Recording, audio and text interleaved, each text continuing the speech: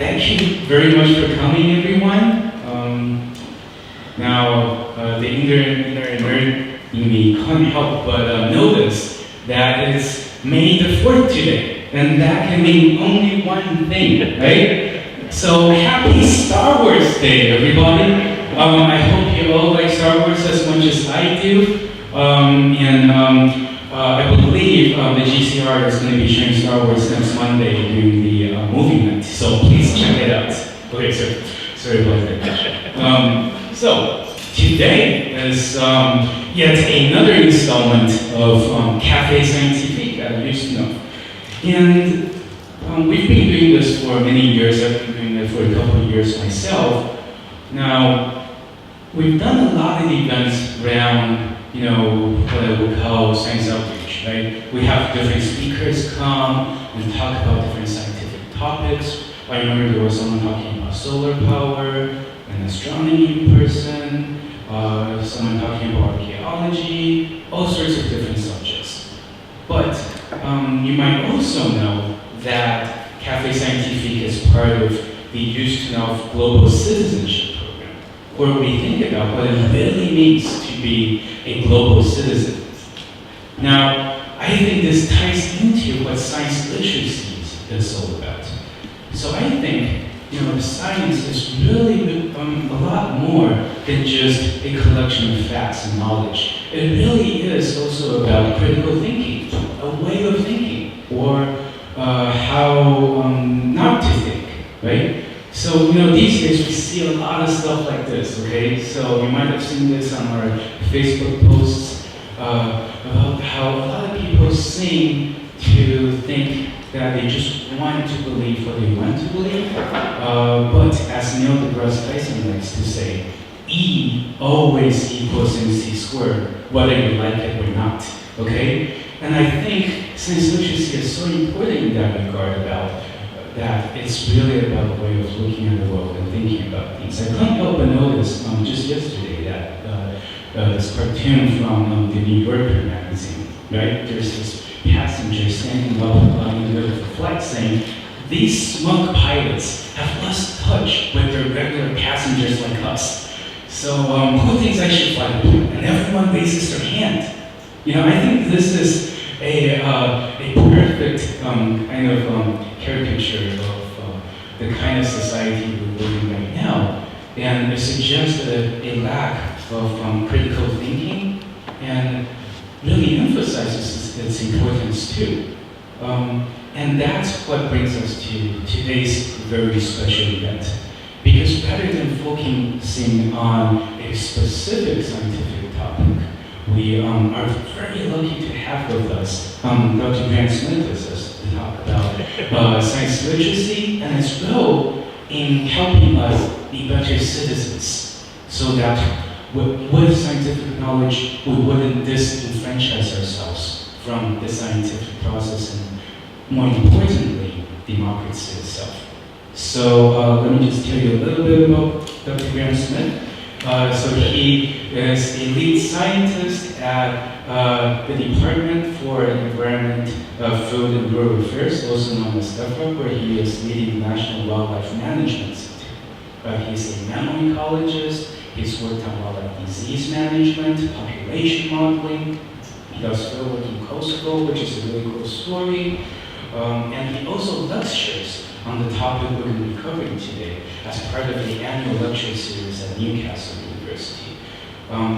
He has a lot of experience on how to provide important scientific information to policymakers. So I think that's an extremely valuable thing these days. And he also helps organize the York Skeptics in the Pub series, which is really, really cool. So you should totally check it out. But I've been talking, way too much already. I'm hopefully as excited as you are about what Grant has to tell us today. Like I said, apparently there are some interactive things we're going to be doing. So without further ado, let's welcome Grant.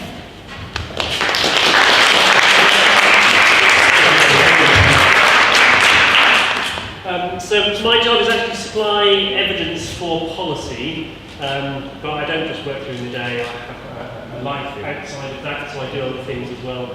And all of this tends to involve thinking. And Penn's more or less said, I've got a lot of experience in thinking badly. So we're going to share that and go over some of the ideas of some bad thinking. Now, I would normally do a fair bit of this talk about politics and decision-making within policy context, because as you may be aware, we're in PERDA, it's the period before an election, so I'm not going to be talking about policies, because only the controversial ones are worth talking about. But we will have plenty of time to talk about critical thinking. So we'll look at some information that you're all bombarded with, and what we need to really determine is how do we know what we're seeing is true. Now, there's some very simple ways to do this. You're probably aware of some of them, but we'll go through it. But first of all, we're all fools in one way. We all fool ourselves. And we all fool ourselves in the same general way. We prefer stories. We prefer evidence that supports our point of view. It's a natural way that we think. We see a pattern and we think there's a causation in that. This is just the way our brains are set up. If you actually want to think critically, we need to get past that immediate reaction to something and get a little bit further on. So in terms of immediate reactions, just remember, you need to keep calm, or you can become some seafood. So yeah, keep calm and carry on. I thought that's a particularly apposite one to get wrong. I think it's quite stoic. Keep calm, you know, don't speak. Very English. Okay, Yeah, exactly. Keep calm and carry on. Okay, so let's start with some stories. Going back a few years here, so this is 2011. So parents of cage-fighting boys aged 8 and 9 can be jailed for child cruelty. So what we've got here, organisers defend a barbaric event as perfectly legal. Video footage shows children battling on the floor without head guards. And this footage caused outrage among child and medical experts who called the police and social services. Do you want to know what was going on? It's this. These kids were in a cage fight, fighting. Okay, bashing each other around, down on the ground, ramping around, in front of an audience of what's described as baying adults. Now, what sort of emotional response do you get to that? You know, these are just young kids and they're being pushed into this. And I think, as a parent, I think it's totally unacceptable that young kids should get up there and bash each other into the mat in any disgusting, unless they've got white pyjamas on. Okay, if you wear white pyjamas, that's character building. So, had they been doing judo or jiu-jitsu or taekwondo, there wouldn't have been a story in this. Now, I don't know how many people here know much about martial arts, but can you tell me the difference? Actually, they were in a cage, but they weren't cage fighting, they were wrestling. Very similar to judo. So, the newspapers trying to build up this emotional story, and it became quite a national thing. It was only one case in Preston, but it became a national sensation for a few days. But I couldn't see the difference between the two things. Because as soon as you get an emotional response to something in a newspaper article or a web page, step back and say, why have I had that? What is it? Reporting bias. Newspapers are great at publishing rare events. So when the murder rate is dropping, the number of news stories goes up because they're less common. Look at drug users. They halved in the 1990s. It's a substantial drop. This is again in the US. But 90% of people thought the problem was out of control. Because people can get a message across. Drug users are out of control. We need to do something about it. I.e., I want more money. I want to do something. If you go, drug users are half the problem they used to be last year, 10 years ago, 20 years ago. Please give me more money. Doesn't sound the same. So people have to push up their own ideas of what's going on. So just be aware, whatever you see, the results will be filtered in some way before you see them. So let's start with a little bit of critical thinking. We have a rule at the top here. If a card has a vowel on one side, then it has an even number on the other side. That's the rule.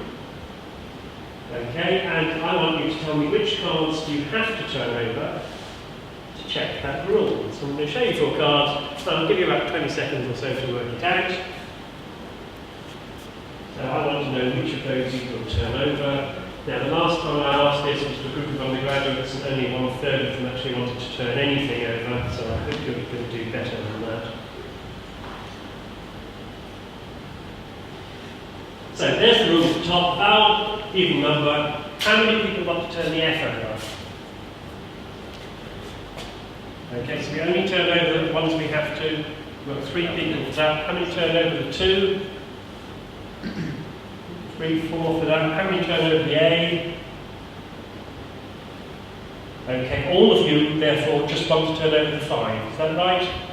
Stick your hand up if you want to turn the 5 over. That's most of you. There's still 1 or 2 of you who just haven't turned anything over, so obviously you're really bright and don't need to look over on the other side of the card. So, how many people want to turn over the F of the 2? Stick your hands up. Wrong. Because you want to turn it over to confirm the rule. It's automatic. It's the way our brains work. It's got an even number, then it must have a vowel. No, that's not what the rule says. But I want to try and confirm it. Both of those might prove the rule is wrong. And that's the way we have to think about things. And it's the way you think about things in science. We try to disprove stuff. But our brain isn't set up that way, so we do have to step back and think about it logically. So now I've got your brains into logical thinking, we're going to play a little game. Now, if you know the answer to this game, you can still stick your hand up, but don't give me an explanation. I'm going to hide a bag of money. Now, you're postgrads here, so it's going to have to be at least 100 quid, isn't it? I'm going to hide a bag of money in one of those 3. Thanks. Now, I'm going to let you collectively, completely at random, choose one of them. Thank you. So you've chosen this safe at random. Now, I know where the money is. Okay, so I can open one of those and show you it's not in that one. Now it's a very simple question. Are you going to stick with your choice? Or I'll let you swap to that one. How many people would like to stick? It's 100 quid, I leave here. 1 in 3 years, so third, maybe half if you want to stick. How many you want to swap? Put your hands up. Put your hands all the way up. All the way up, because you've committed to that. You all want to swap. I want to know why. Why do you want to swap? You had your hand up, sir? Yeah. Because everybody else was doing it.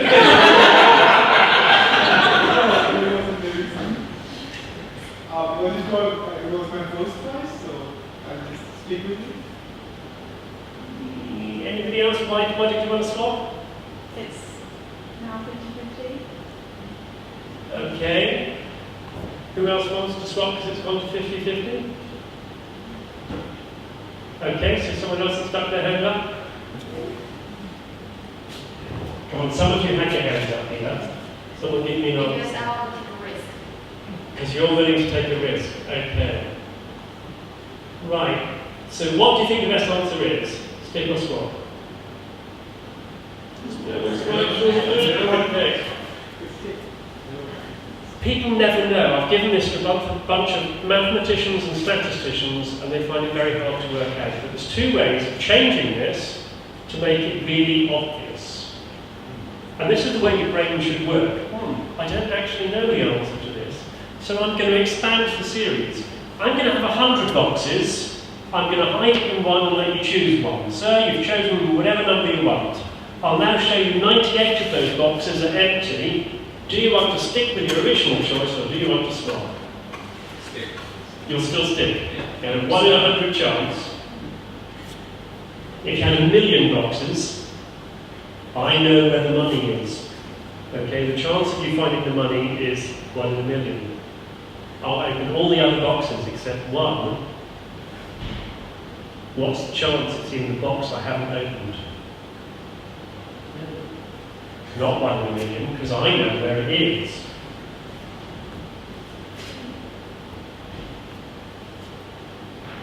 So there was a 1 in a million that you chose the right answer the first time. The chances are it's in the other box. There's 999,999 in a million.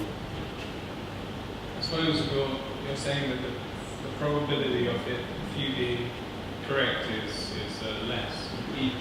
The greater the number of boxes. So if you put an infinite number of boxes in there, and you choose one, you know you've chosen the wrong one. Yeah, because it's an infinite number. If I then open the ball except one, it has to be the one. So I know where it is. But then again, you did. I see what you mean, but you did actually. I did choose one that it wasn't. Sort of. I don't know. Yeah. Okay. Well, there's another way of looking at Maybe this. so was the other. There's another way of looking at this puzzle as well. So we'll only have 3 boxes. You've chosen this one random. I'm now going to put these 2 boxes together. So what's the probability you chose money? 1 in 3. If I put these 2 boxes, the contents of these 2 boxes together, how many people want to swap?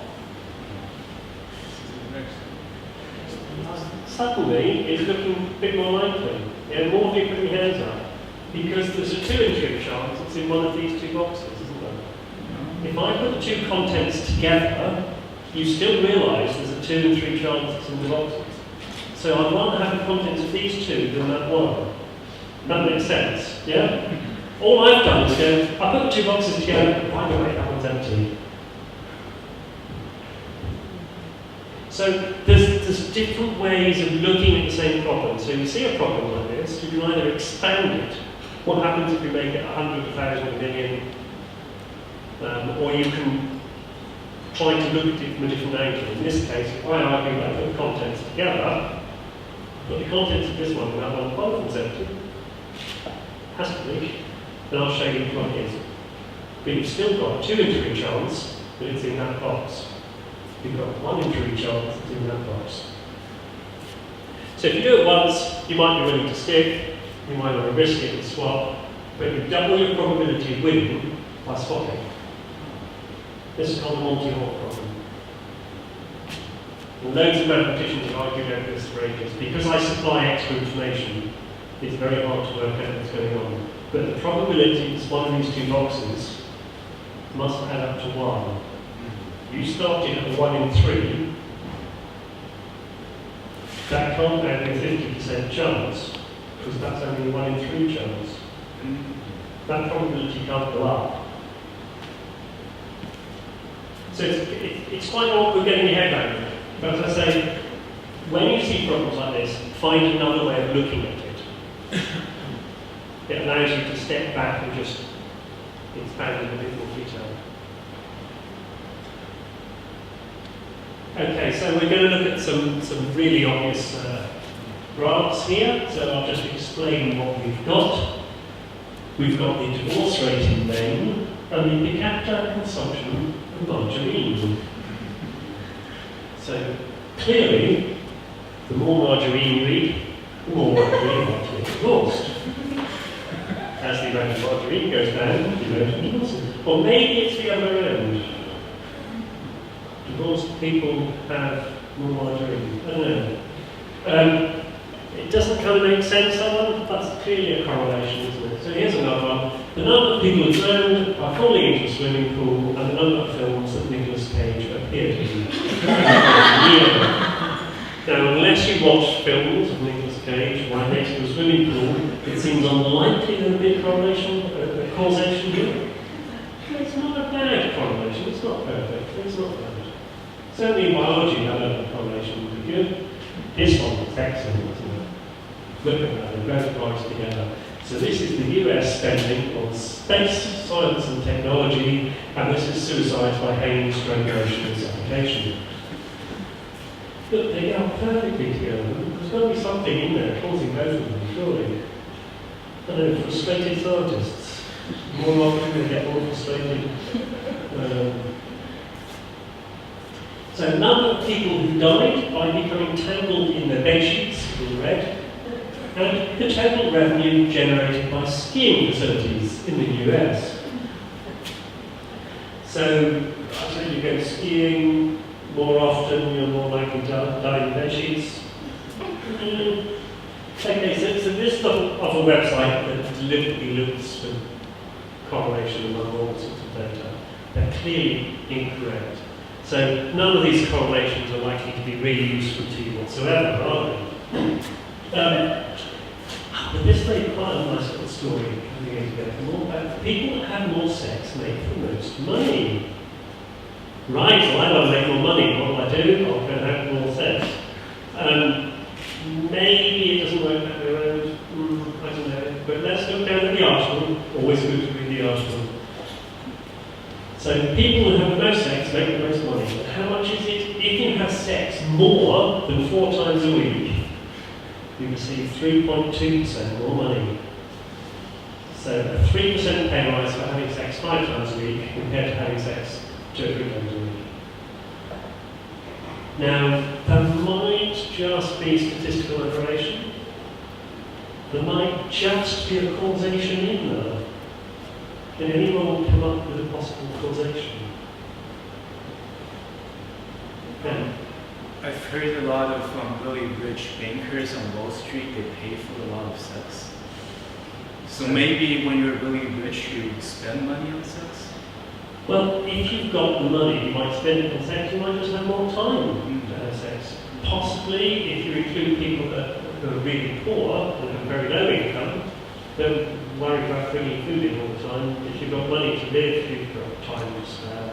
So maybe if you've got 3% more income, you've got more free time to have sex, almost every night of the week.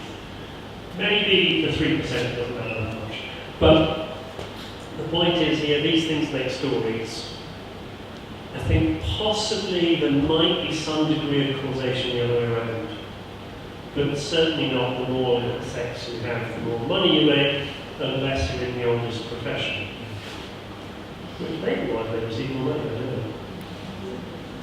know. So how can you tell whether these articles are correct when you come across them? So newspapers, websites, the first thing to do is actually read the article, not the headline.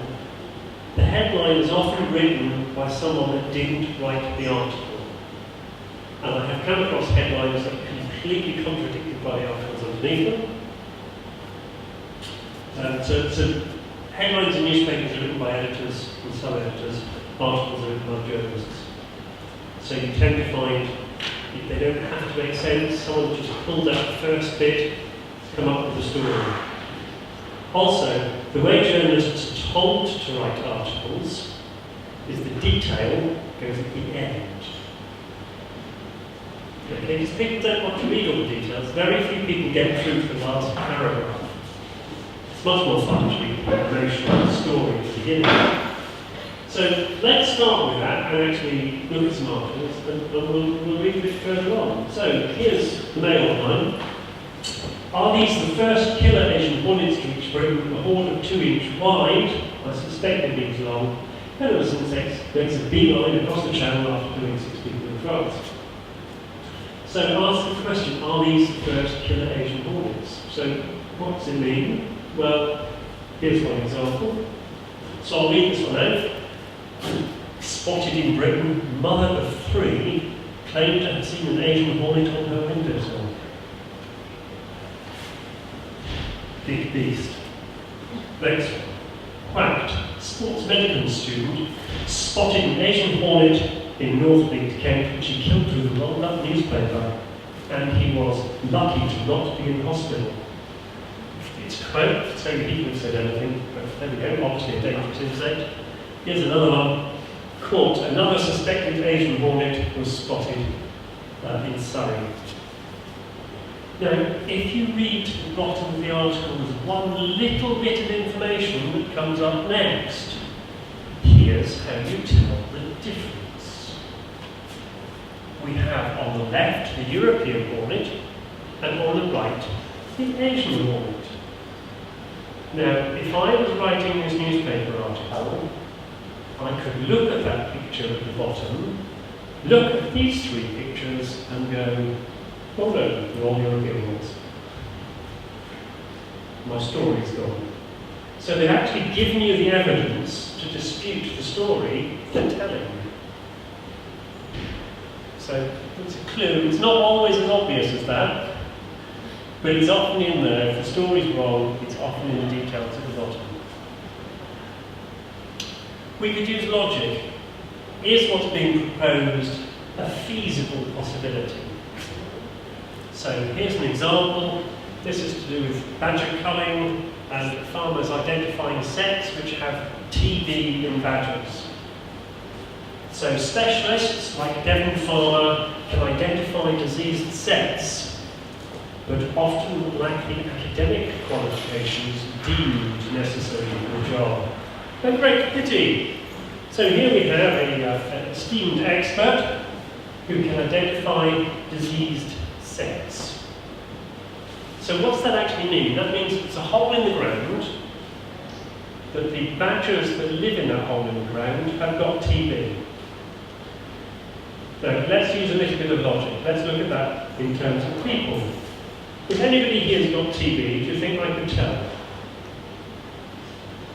Do you think I could tell by looking at your front garden?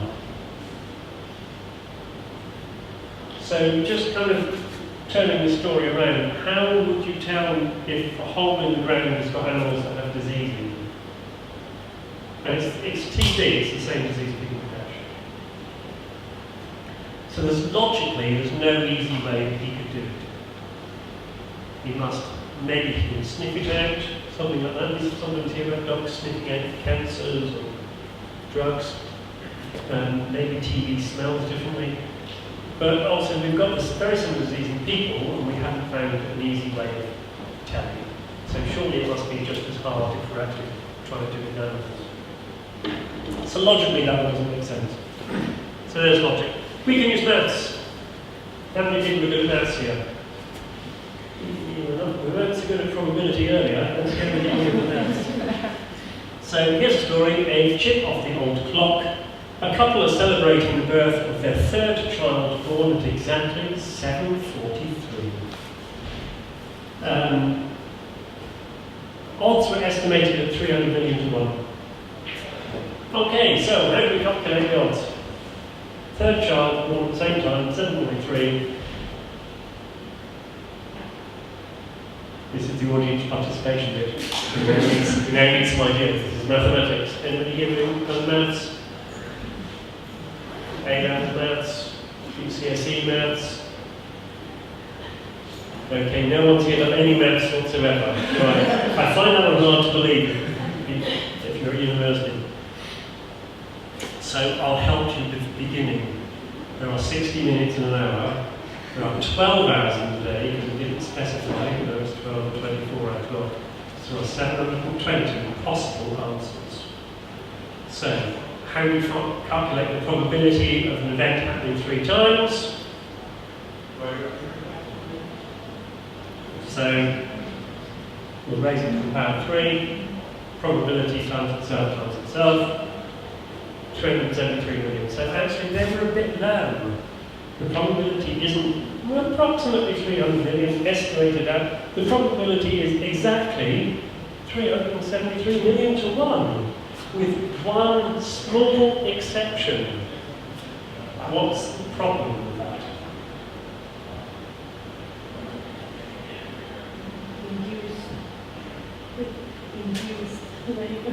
Could have been induced labour. I don't believe it was in this case. I think it was natural in all 3 cases.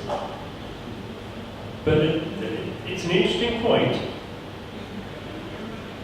There's a statistical point and a biological point here. So anybody get the biological aspect? When's the birth happen? When you give birth, when does it happen? Oh, does it take a little bit of time? So what she writes on the birth certificate isn't the instant at which the head comes out, the foot comes out, whatever. Birth takes a little bit of time. So you can choose a couple of minutes either side. Maybe by the time you get to the third one, you might want to stretch that to 5 minutes. Yeah, I'll put that down. Close enough. So it's not exactly that number. There's also another problem in here. We've done this probability by multiplying it 3 times. I don't care when the first one was born. Nobody specified in advance, you've got to have 3 children at 743. That would be 373 million to 1. You've already had the first child. What's the chance your second child is born at the same time? 1 in 720. What's the chance your third child is born at the same time? 1 in 500,000. Suddenly we've dropped quite a lot of odds. How many third children are born each year? So roughly, this happens every 4 years. Given the flexibility on when you actually record the time of birth, it could be happening about every 2 years. So it's still quite a nice story, but certainly not as big as it seems. Hopefully, it's a fairly trivial story, but hopefully it'll give you an idea. You can actually work out some of these things just by doing a little bit of maths on what they give you. Sometimes the math isn't quite as simple as this, because they don't all give you all the information in which to calculate it. This one's quite easy, all the information is related to the clock. So, here's another example. Implant on 600 pregnancies despite having the contraceptive implant. Now, what's interesting in here is not only have 600 women become pregnant, they have received some compensation.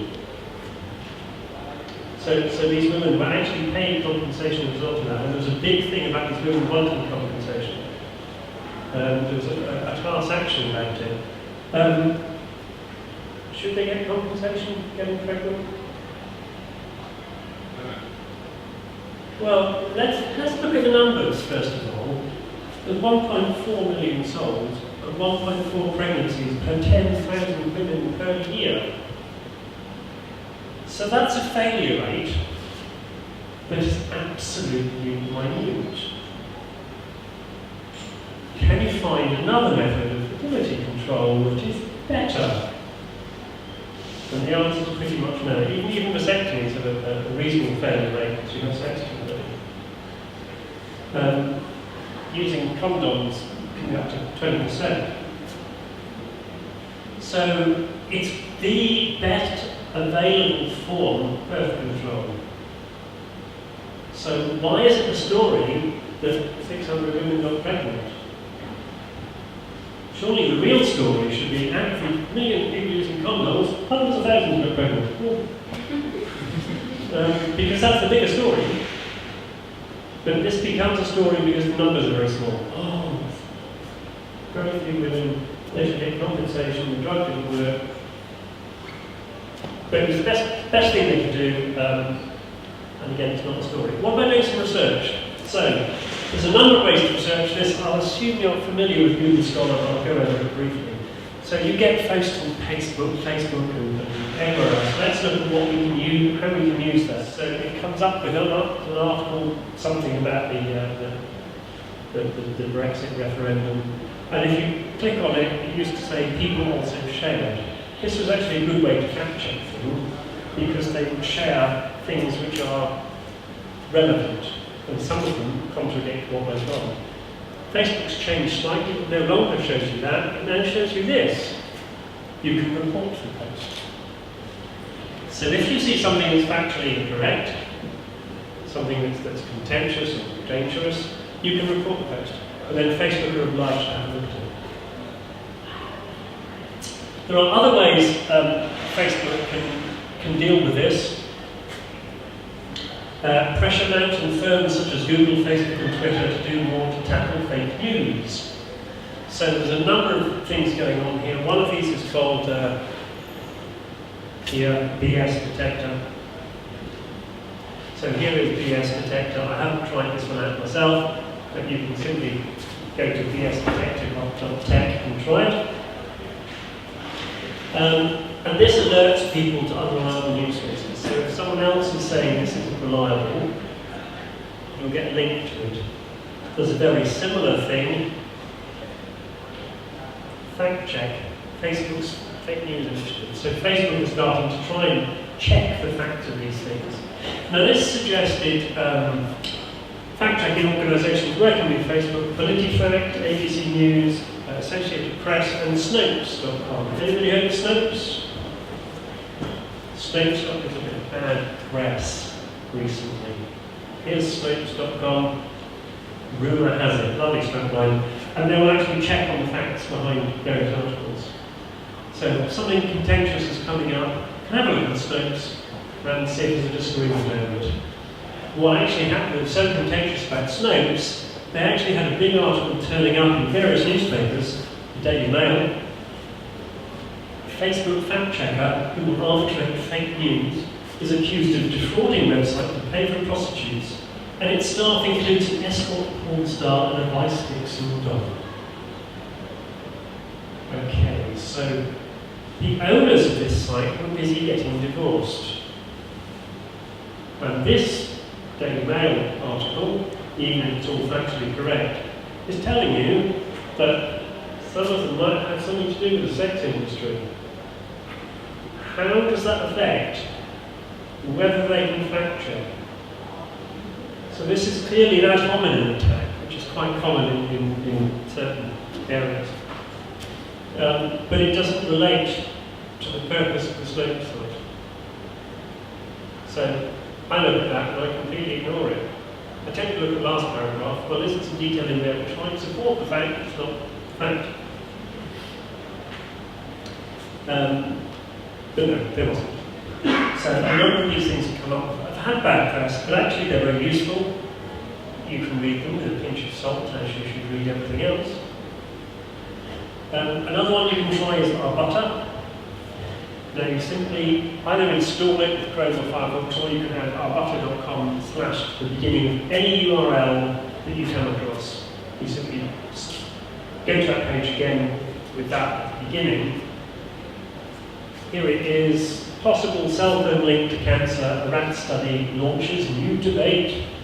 Well, up here, Arbutter says there are 2 responses to this.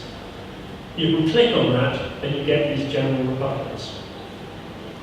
So this one here is much underwhelming cell study, cancer study. So you can follow these up and see what it's like, but you can look at these and also go, maybe it's not as strong evidence as it claims to be. There's other ways to check on the evidence. So here's a Facebook post about the Brexit thing a while back.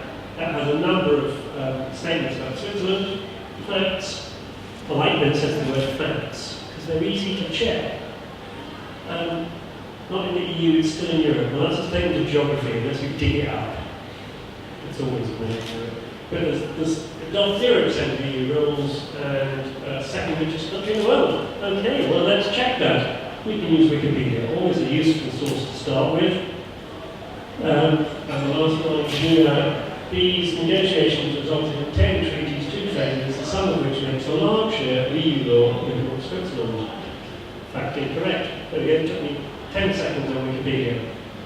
The other one, second richest country in the world by GDP. Let's list all the countries by GDP. Oh, there's different ways of listing by GDP, depending on which organisation you do. And where does Switzerland come? Actually, what I find interesting is not that Switzerland is sliding down the bottom here. It's, in all cases, Norway is above it. So they've actually made a better case about talking about Norway than Brexit than about Switzerland. Because it's always above, it's just sneaking down the bottom. So no, it's not second richest by GDP. And it's still in Europe, so that's one fact that's correct with that. And you can go through and check lots of others like that. Google Scholar's great, and you can use this to pick up on newspaper articles as well. So often, new study published in the journal, JAMA Neurology, and simple blood test to detect, blah, blah, blah. Okay. This one's got some technical words in, glial fibrillary acidic protein. So what can we do with Google Scholar? Let's put in JAMA Neurology, concussion, glial fibrillary. You don't need to know what the technical terms are, it's irrelevant. it finds them for you. So the two papers popped up at the top. Let's look at the first one. No, that's the Journal of Neurotrauma. It's not that one. Let's look at the second one. Oh, it's Journal of Neurology. That's the right one. So here's the article, and you'll always get the abstract. So if a newspaper is referring some published in so-and-so, it's really easy to find. It will really always pop up at the top of your searches.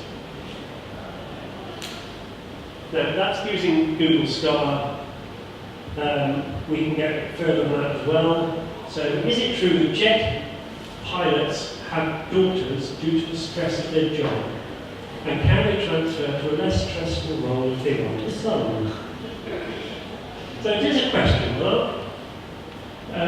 But here it says possible G-force effect on human sex ratio, and it's a link. That's a link to the NIH website. So you click on the link, and it takes you to PubMed, and here's the article that it refers to. Now the other nice thing about this is on the right-hand side, this is cited by 3 publications.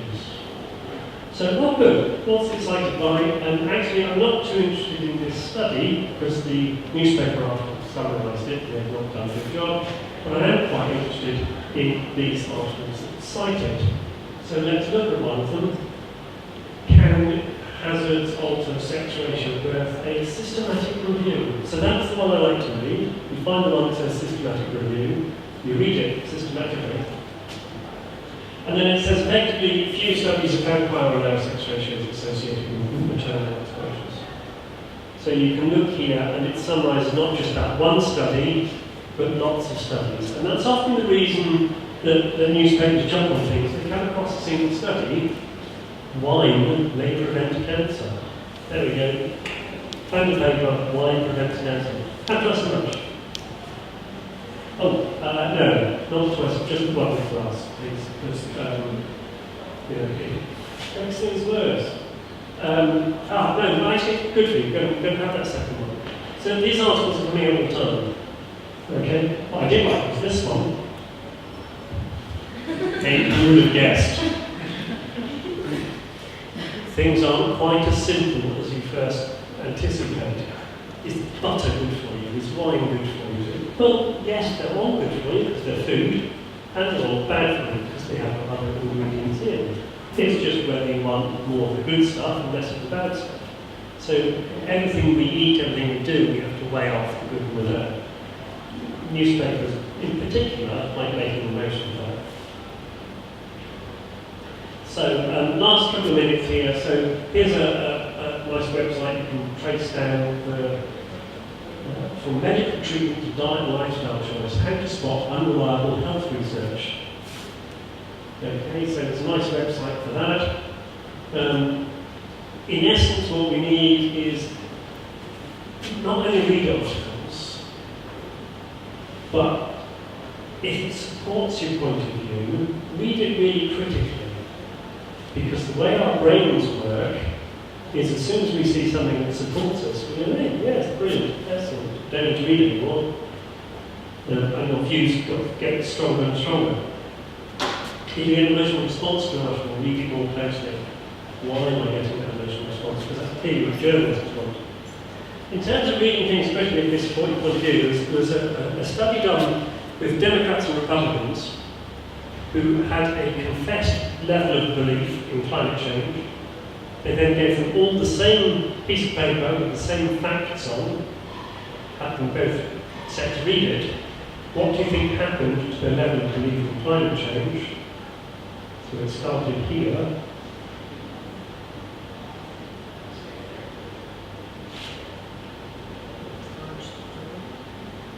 They diverged. They cherry-picked bits of evidence that supported their point of view. It strengthened their point of view. So you cannot convince people with facts. That's the bad news, particularly for insights. Just coming up to someone, giving them lots of facts is not going to make them change their mind. Okay, it might help towards it, but probably never going to do on its own. So there's a number of resources you can use. They're up here, Understanding Health Research, Sense About Science, PS to Defra, Snopes, Google Scholar, PubMed, and Armata. There's a number of others out there as well, but you can take a picture of the screen if you want to, a bunch of resources. Now, that's kind of the end of my talk, except I've also got a little bit of audience participation. So now you've got all the information, do you think you can respond to the newspaper articles? Should we find out?